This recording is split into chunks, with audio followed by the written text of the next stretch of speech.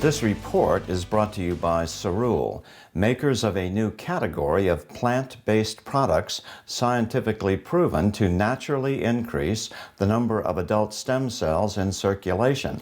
This offers a variety of benefits to reduce the effects of human aging. I have a nagging tennis injury, a rotator cuff shoulder problem. Surgery is pretty iffy, so I've been a long-time user of glucosamine products. They don't help much, but that has been my only alternative. So I gave it a try. The rep told me that it would usually take several months before any noticeable difference would occur. First week, nothing. Second week, maybe a little better. But then by the third week, all of a sudden I realized it was a lot better. All I can say is Stem Enhance has worked for us, and non-invasively. Yes, I could have paid $5,000 to have a stem cell injection into my shoulder, but it wears off. Why not stimulate the body's natural ability to generate the stem cells itself, which then travel naturally wherever they are needed for a fraction of the cost? One visit to a doctor can cost more than a month's supply of this product. There's a lot of science behind this. I wouldn't be advertising it otherwise. This works. Check out their website at billstill.cerule.com. There's also a 30-day money-back guarantee on a single bottle purchase, so you can try it risk-free. Good afternoon. I'm still reporting on Trump, the leader among leaders. At this time of international peril, when one mistake could trigger a nuclear conflagration and the literal extinction of all humanity, there's only one solution outside of godly intervention. And that is the solution offered on May 20th, 2017, by newly minted U.S. President Donald Trump in Riyadh, Saudi Arabia, at the Arab Islamic American Summit, his first presidential trip overseas. We present it here in its entirety, courtesy of PBS, the Public Broadcasting Service. Thank you.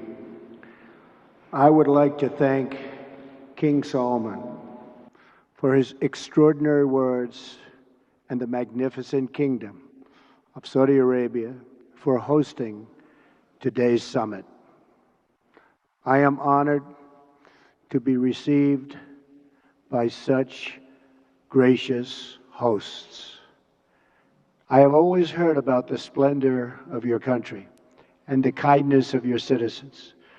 But words do not do justice to the grandeur of this remarkable place and the incredible hospitality you have shown us from the moment we arrived. You also hosted me in the treasured home of King Abdul Aziz, the founder of the kingdom, who united your great people. Working alongside of another beloved leader, American President Franklin Roosevelt, King Abdul Aziz began the enduring partnership between our two countries. King Solomon, your father would be very, very proud to see that you are continuing his legacy. And just as he opened the first chapter of our partnership, today we begin a new chapter that will bring lasting benefits to all of our citizens.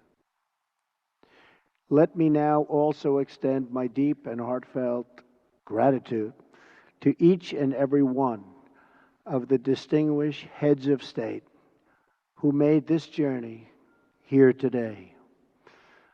You greatly honor us with your presence, and I send the warmest regards from my country to yours. Thank you. I know that our time together will bring many blessings to both your people and to mine. I stand before you as a representative of the American people to deliver a message of friendship and hope and love. That is why I chose to make my first foreign visit, a trip to the heart of the Muslim world, to the nation that serves as custodian of the two holiest sites in the Islamic faith. In my inaugural address to the American people, I pledged to strengthen America's oldest friendships and to build new partnerships in pursuit of peace. I also promised that America will not seek to impose our way of life on others, but to outstretch our hands in the spirit of cooperation and trust. Our vision is one of peace, security, and prosperity in this region and all throughout the world. Our goal is a coalition of nations who share the aim of stamping out extremism and providing our children a hopeful future that does honor to God. And so this historic and unprecedented gathering of leaders, unique in the history of nations, is a symbol to the world of our shared resolve in our military that will protect the safety of our people and enhance the security of our wonderful friends and allies, many of whom are here today. Bonds of friendship, security, culture, and commerce. For Americans, this is a very exciting time. A new spirit of optimism is sweeping our country. In just a few months, we have created almost 1 million new jobs, added over $3 trillion in new value, lifted the burdens on American industry, and made record investments in our military that will protect the safety of our people and enhance the security of our wonderful friends and allies, many of whom are here today. Now, there is even more blessed news that I am pleased to share with you. My meetings with King Salman, the Crown Prince, and the Deputy Crown Prince have been filled with great warmth, goodwill, and tremendous cooperation. Yesterday, we signed historic agreements with the Kingdom that will invest almost $400 billion in our two countries and create many hundreds of thousands of jobs in America and Saudi Arabia. This landmark agreement includes the announcement of a $110 billion Saudi-funded defense purchase, and we will be sure to help our Saudi friends to get a good deal from our great American defense companies, the greatest anywhere in the world. This agreement will help the Saudi military to take a far greater role in security and operations having to do with security. We have also started discussions with many of the countries present today on strengthening partnerships and forming new ones to advance security and stability across the Middle East and far beyond. Later today, we will make history again with the opening of the new Global Center for Combating Extremist Ideology, located right here in this central part of the Islamic world. This groundbreaking new center represents a clear declaration that Muslim-majority countries must take the lead in combating radicalization, and I want to express our gratitude to King Salman for his strong demonstration and his absolutely incredible and powerful leadership. I have had the pleasure of welcoming several of the leaders present today to the White House, and I look forward to working with all of you. America is a sovereign nation, and our first priority is always the safety and security of our citizens. We are not here to lecture. We are not here to tell other people how to live, what to do, who to be, or how to worship. Instead, we are here to offer partnership based on shared interests and values to pursue a better future السعي إلى for all مستقبل of us. أفضل لكلنا. Here at this summit, فهنا في هذه we will القمة discuss سوف many نناقش interests that we المصالح share كثيرة together. نتشارك. But above all, we must be united in pursuing the one goal that transcends every other consideration. That goal is to meet history's great test, to conquer extremism and vanquish the forces that terrorism brings with it every single time. Young Muslim boys and girls should be able to grow up free from fear, safe from violence, and innocent of hatred. When young Muslim men and women should have the chance to build a new era of prosperity for themselves, it has to be done, and we have to let them do it. With God's help, this summit will mark the beginning of the end for those who practice terror and spread its vile creed. At the same time, we pray this special gathering may someday be remembered as the beginning of peace in the Middle East, and maybe even all over the world. But this future can only be achieved through defeating terrorism and the ideology that drives it. Few nations have been spared the violent reach of terrorism. America has suffered repeated barbaric attacks, from the atrocities of September 11th to the devastation of the Boston bombings to the horrible killings in San Bernardino and Orlando. The nations of Europe have also endured unspeakable horror. So too have the nations of Africa and South America. India, Russia, China, and Australia have all been victims. But in sheer numbers, the deadliest toll has been exacted on the innocent people of Arab, Muslim, and Middle Eastern nations. They have borne the brunt of the killings and the worst of the destruction in this wave of fanatical violence. Some estimates hold that more than 95% of the victims of terrorism are themselves Muslim. We now face a humanitarian and security disaster in this region that is spreading across the planet. It is a tragedy of epic proportions. No description of the suffering and depravity can begin to capture its full measure. The true control of ISIS, if you look at what's happening, Al-Qaeda, Hezbollah, Hamas, and so many others, must be counted not only in the number of dead, it also must be counted in generations of vanished dreams. The Middle East is rich with natural beauty, vibrant cultures, and massive amounts of historic treasures. It should increasingly become one of the great global centers of commerce and opportunity. This region should not be a place from which refugees flee, but to which newcomers flock.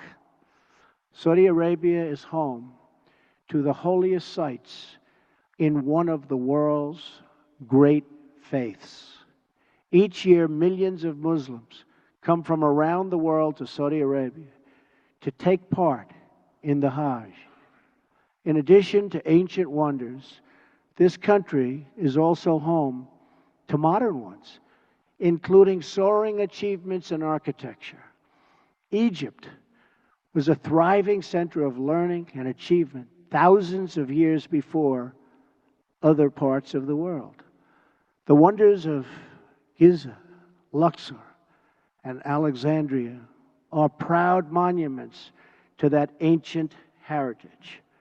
All over the world, people dream of walking through the ruins of Petra in Jordan. Iraq was the cradle of civilization and is a land of natural beauty. And the United Arab Emirates has reached incredible heights with glass and steel and turned earth and water into spectacular works of art. The entire region is at the center of the key shipping lanes of the Suez Canal, the Red Sea, and the Straits of Hormuz. The potential of this region has never, ever been greater.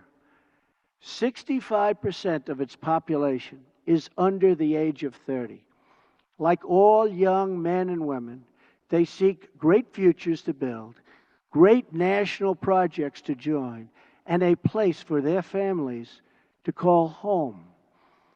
But this untapped potential, this tremendous cause of optimism, is held at bay by bloodshed and terror. There can be no coexistence with this violence. There can be no tolerating it, no accepting it, no excusing it, and no ignoring it. Every time a terrorist murders an innocent person and falsely invokes the name of God, it should be an insult to every person of faith. Terrorists do not worship God, they worship death. If we do not act against this organized terror, then we know what will happen and what will be the end result. Terrorism's devastation of life will continue to spread. Peaceful societies will become engulfed by violence, and the futures of many generations will be sadly squandered. If we do not stand in uniform condemnation of this killing, then not only will we be judged by our people, not only will we be judged by history, but we will be judged by God. This is not a battle between different faiths, different sects, or different civilizations. This is a battle between barbaric criminals who seek to obliterate human life and decent people, all in the name of religion. People that want to protect life and want to protect their religion. This is a battle between good and evil. When we see the scenes of destruction in the wake of terror, we see no signs that those murdered were Jewish or Christian, Shia or Sunni. When we look upon the strains of innocent blood soaked into the ancient ground, we cannot see the faith or sect or tribe of the victims. We see only that they were children of God whose deaths are an insult to all that is holy. But we can only overcome this evil if the forces of good are united and strong, and if everyone in this room does their fair share and fulfills their part of the burden. Terrorism has spread all across the world, but the path to peace begins right here on this ancient soil in this sacred land. America is prepared to stand with you in pursuit of shared interests and common security. But the nations of the Middle East cannot wait for American power to crush this enemy for them. The nations of the Middle East will have to decide what kind of future they want for themselves, for their country, and frankly, for their families and for their children. It's a choice between two futures, and it is a choice America cannot make for you. A better future is only possible if your nations drive out the terrorists and drive out the extremists. Drive them out. Drive them out of your places of worship. Drive them out of your communities. Drive them out of your holy land. And drive them out of this earth. For our part, America is committed to adjusting our strategies to meet evolving threats and new facts. We will discard those strategies that have not worked and will apply new approaches informed by experience, talent, and judgment. We are adopting a principled realism rooted in common values, shared interests, and common sense. Our friends will never question our support, and our enemies will never doubt our determination. Our partnerships will advance security through stability, not through radical disruption. We will make decisions based on real-world outcomes, not inflexible ideology. We will be guided by the lessons of experience, not the confines of rigid thinking. And wherever possible, we will seek gradual reforms, not sudden intervention. We must seek partners, not perfection, and to make allies of all who share our goals. Above all, America seeks peace, not war. Muslim nations must be willing to take on the burden if we are going to defeat terrorism and send its wicked ideology into oblivion.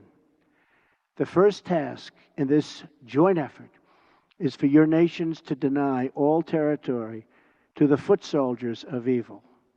Every country in the region has an absolute duty to ensure that terrorists find no sanctuary on their soil. Many are already making significant contributions to regional security. Jordanian pilots are crucial partners against ISIS in Syria and Iraq. Saudi Arabia and a regional coalition have taken strong action against Houthi militants in Yemen. The Lebanese army is hunting ISIS operatives who try to infiltrate their territory. Emirati troops are supporting our Afghan partners and supporting them strongly. In Mosul, American troops are supporting Kurds, Sunnis, and Shias fighting together for their homeland. Qatar, which hosts the U.S. Central Command, is a crucial strategic partner. Our long-standing partnership with Kuwait and Bahrain continue to enhance security in the region. Our courageous Afghan soldiers are making tremendous sacrifices in the fight against the Taliban and others in the fight for their country. As we deny terrorist organization control of territory and populations, we must also strip them of their access to funds. We must cut off the financial channels that let ISIS sell oil, let extremists pay their fighters, and help terrorists smuggle their reinforcements. I am proud to announce that the nations here today will be signing an agreement to prevent the financing of terrorism, called the Terrorist Financing Targeting Center, co-chaired by the United States and Saudi Arabia, and joined by every member of the Gulf Cooperation Council. It is another historic step in a day that will be long remembered. I also applaud the Gulf Cooperation Council for blocking funders from using their countries as a financial base for terror, and for designating Hezbollah as a terrorist organization, which they certainly are, last year. Saudi Arabia also joined us this week in placing sanctions on one of the most senior leaders of Hezbollah. Of course, there is still much work to be done. That means honestly confronting the crisis of Islamic extremism and the Islamicists and Islamic terror of all kinds. We must stop what they're doing to inspire, because they do nothing to inspire, but kill. And we are having a very profound effect if you look at what's happened recently. And it means standing together against the murder of innocent Muslims, the oppression of women, the persecution of Jews, and the slaughter of Christians. Religious leaders must make this absolutely clear. Barbarism will deliver you no glory. Piety to evil will bring you no dignity. If you choose the path of terror, your life will be empty, your life will be brief, and your soul will be fully condemned. And political leaders must speak out to affirm the same idea. Heroes don't kill innocents, they save them. Many nations here today have taken important steps to raise up that message. Saudi Arabia's vision for 2030 is an important and encouraging statement of tolerance, respect, empowering women, and economic development. The United Arab Emirates has also engaged in the battle for the hearts and souls, and with the United States launched a center to counter the online spread of hate. Bahrain, too, is working to undermine recruitment and radicalism. I also applaud Jordan, Turkey, and Lebanon for their role in hosting refugees. The surge of migrants and refugees living so poorly that they're forced to leave the Middle East depletes the human capital needed to build stable societies and economies. Instead of depriving this region of so much human potential, Middle Eastern countries can give young people hope for a brighter future in their home nations and regions.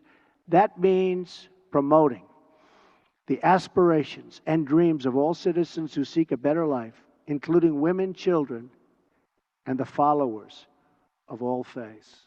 Numerous Arab and Islamic scholars have eloquently argued that protecting equality strengthens Arab and Muslim communities. For many centuries, the Middle East has been home to Christians, Muslims, and Jews living side by side. We must practice tolerance and respect for each other once again, and make this region a place where every man and woman, no matter their faith or ethnicity, can enjoy a life of dignity and hope. In that spirit, after concluding my visit in a fabulous place that we're at today, Riyadh, which I've gotten to know so well in so short a time, I will travel to Jerusalem and Bethlehem, and then to the Vatican, visiting many of the holiest places in the three Abrahamic faiths. If these three faiths can join together in cooperation, then peace in this world is possible, including peace between Israelis and Palestinians. I will be meeting with both Israeli Prime Minister Benjamin Netanyahu and Palestinian President Abbas. Starving terrorists of their territory, of their funding, and the false allure of the craven ideology will be the basis for easily defeating them. But no discussion of stamping out this threat would be complete without mentioning the government that gives terrorists all three: safe harbor, financial backing, and the social standing needed for recruitment. It is a regime that is responsible for so much instability in that region. I am speaking, of course, of Iran. From Lebanon to Iraq to Yemen, Iran funds arms and trains terrorists, militias, and other extremist groups that spread destruction and chaos across the region. For decades, Iran has fueled the fires of sectarian conflict and terror. It is a government that speaks openly of mass murder, vowing the destruction of Israel, death to America, and ruin for many leaders and nations in this very room. Among Iran's most tragic and destabilizing interventions, you've seen it in Syria. Bolstered by Iran, Assad has committed unspeakable crimes, and the United States has taken firm action in response to the use of banned chemical weapons by the Assad regime, launching 59 missiles at the Syrian airbase from where that murderous attack originated. Responsible nations must work together to end the humanitarian crisis in Syria, eradicate ISIS, and restore stability to the region, and as quickly as possible. The Iranian regime's longest suffering victims are its own people. Iran has a rich history and culture, but the people of Iran have endured hardship and despair under their leaders' reckless pursuit of conflict and terror. Until the Iranian regime is willing to be a partner for peace, all nations of conscience must work together to isolate Iran, deny it, funding for terrorism, cannot do it, and pray for the day when the Iranian people have the just and righteous government they so richly deserve. The decisions we make will affect countless lives. King Solomon, I thank you for the creation of this great moment in history and for your massive investments in America and its industries and its jobs. I also thank you for investing in the future of this part of the world.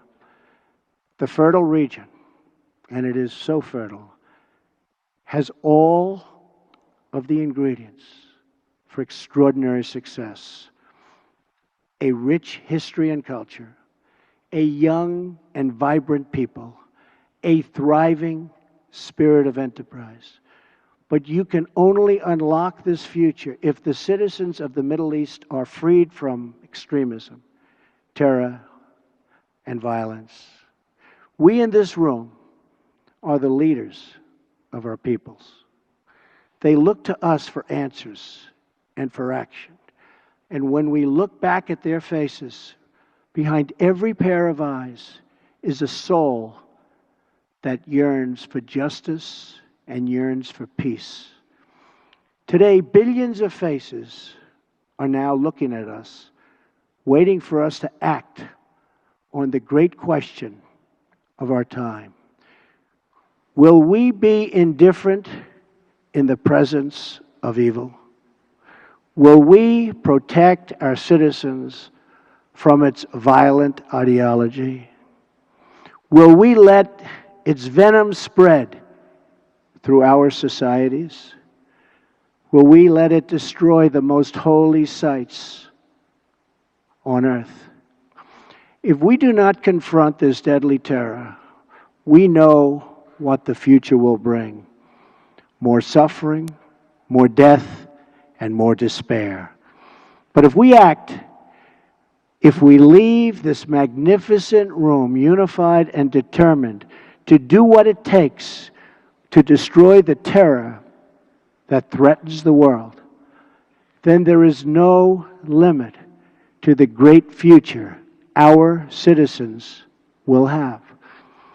The birthplace of civilization is waiting to begin a new renaissance. Just imagine what tomorrow could bring. Glorious wonders of science, art, medicine, and commerce to inspire mankind. Great cities built on the ruins of shattered towns. New jobs and industries that will lift up millions and millions of people. Parents who no longer worry for their children, their families, and who no longer mourn for their loved ones, and the faithful who finally worship without fear. These are the blessings of prosperity and peace. These are the desires that burn with a righteous flame in every single human heart. And these are the just demands of our beloved people. I ask you to join me, to join together, to work together, and to fight together, because united, we will not fail. We cannot fail. Nobody, absolutely nobody, can beat us. Thank you. God bless you. God bless your countries. And God bless the United States of America. Thank you very much. Thank you.